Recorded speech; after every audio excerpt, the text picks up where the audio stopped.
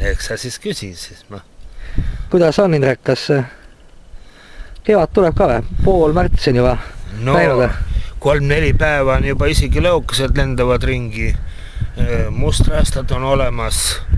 Ja nii, et ega praegu on jumalast õnn, et see külm on, sellepärast, et see tõmbab ikkagi selle vee maha ja aurab väga tohutul koguses ikkagi seda lumevett minema, nii et ega see on kõik hea, kui ta nüüd 3-4 päeva veel, aga ta päevad lähevad soojaks varsti siin ja kui ööd ka veel lähevad, siis on seal lume. Aga et õnneks ei tule mingit üleujutus tehelist? Tundub küll, et ei niisugust üleujutus tuleb. Aga midagi katastroofilist küll ei tule.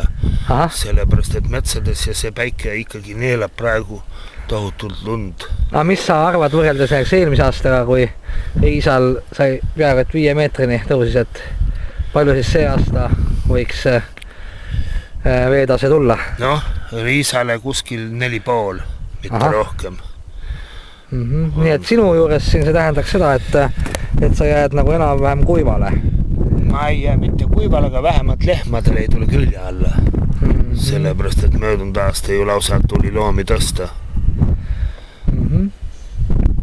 Elame näeme siis ju. Just.